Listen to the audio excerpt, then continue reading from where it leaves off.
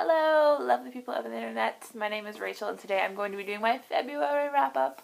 I read 7 books in the month of February, so let's go ahead and get started. The first book I showed in my February book haul, and that is The Arrival by Shaun Tan. I love this. I said it in my last video.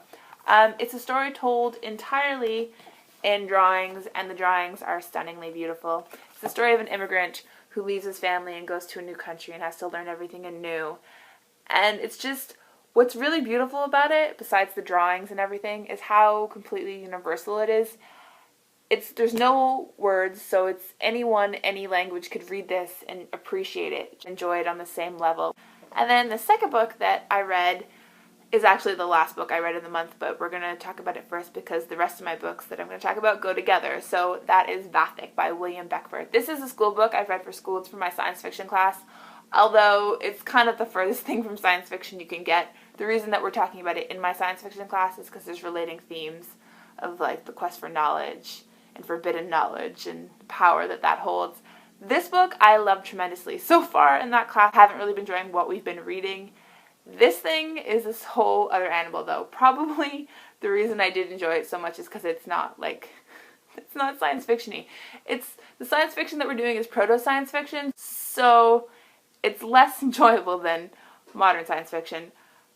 But anyway, so this is the story of a caliph named Vathek, and he's just gluttonous and licentious, and just he wants more food, more women, more knowledge. Just he wants more of everything. And this creepy, ugly, disformed man comes and offers him these items and offers him this forbidden knowledge. And of course he takes him up on it, and he just wants more and more and more. And it's kind of Faustian, and he ends up making a deal, and you can see where this is going. I really liked it. It's kind of absurd at points. Like, there's things that made me laugh out loud reading this. At the same time, it's also very thoughtful, and it makes you think about just the quest for knowledge and how far someone will go. At one point, he sacrifices 50 children to this great chasm in the ground, which shouldn't be funny, but it's kind of funny. And then his mother is even crazier than he is.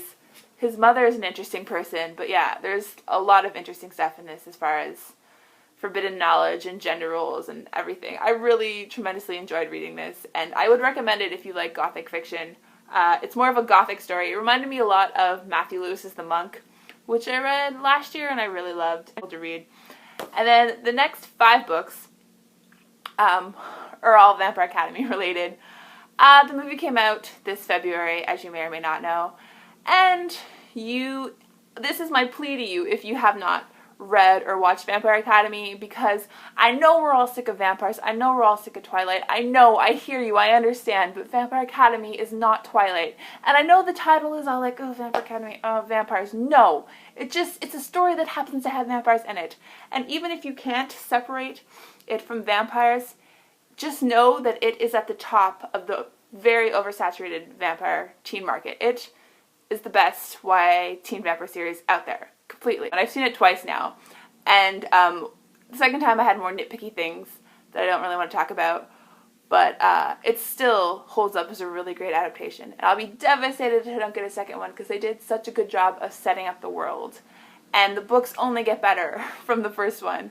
So please, please, please, please, I need another movie. The first one is the Vampire Academy graphic novel. And then Vampire Academy, the first novel. The basic premise of this story is there's 2 best friends who love each other and would literally die for each other, and just a really special friendship that you don't see very often, and they've run away from their school because there's some kind of danger that you learn throughout the book. I remember the first time I read this book, I was completely surprised at the ending. Reading it now, it was super obvious because I was thinking, yes, I know the story. But the first time I read this, the ending was a complete surprise and fabulous. And Rose is so kick-ass and wonderful. Like, in the first, 5 or so pages, she talks about meeting Lissa in kindergarten or, elementary school. And she says that she calls her teacher a fascist bastard, and then Lissa and her best friends after that. It just really sets the tone for who Rose is as a person. She's unapologetic and just I love Rose Hathaway so much. I love her so much. And I love the friendship between her and Lissa.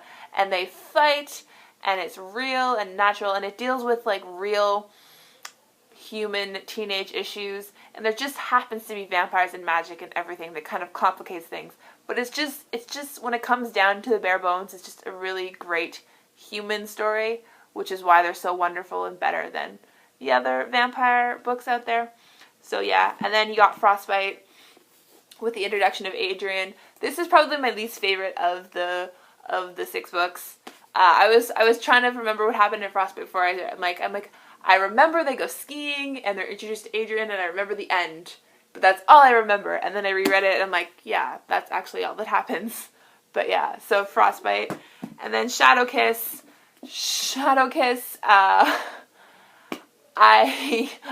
first time I read this, I was reading it up until like 2 in the morning. And the ending is pretty devastating. If you've read it, you know I'm not going to spoil it, but the ending is absolutely devastating. When I finished reading this, I threw it against the wall. I was so upset, just sobbing, and it was 2 in the morning and I couldn't go back to sleep. This is probably my second favorite in the series, and then you get Blood Promise, which is absolutely my favorite in the series. I love everything about Blood Promise. I love Rose's trip to Russia. The beginning, the first time I read this book, I read it all in one sitting. The trip to Russia and when she's in the nightclub is very kind of James Bond, and she's hunting and looking for information. It felt very James Bond rereading it, and rereading it was really great because I kind of got to like savor the moments that I rushed through the first time reading it. So I love the beginning, and we get introduced to two of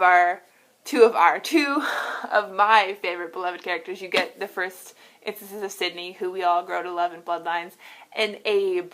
Oh my goodness. The first time I read this, and then you get the reveal at the end of who Abe is, I felt so stupid. I'm like, how did I not know who Abe was? It's so obvious that's who Abe was. And then rereading it and knowing the ending and who Abe actually is, it's really fun. And you're all like, it makes so much sense. How could I not know? And I love Rose meeting Dimitri's family and being welcomed into his family. And all the stuff in Russia. All the stuff in Russia. Well, most, like 95% of this book takes place in Russia, so all the stuff in Russia. And then when she eventually runs into Dimitri and everything that happens between her and Dimitri, oh my god. And then you get to learn all the extra stuff about Spirit. Yeah. The one thing that I love this series, and aside from Harry Potter, it's probably my favorite complete series of books. You know, sometimes when you read a series and then it's not as good as you remember it being, and then you feel sad. This is just as good as I remember it when I read it the first time, which is really great because I was a little bit worried that it wasn't going to be as good as I remembered it, but it's just as good as I remember it, and it stands up to second readings. And when you know how it ends, it's really great because you see little things that Rochelle Mead has placed that mean something later, which is really awesome.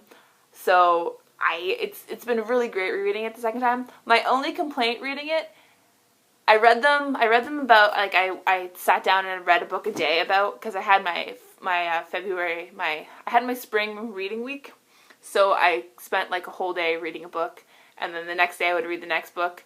So just like a lot of YA books tend to do when they have books that come out months apart, is at the beginning they have kind of the exposition to explain what happened in the last book, which is fine.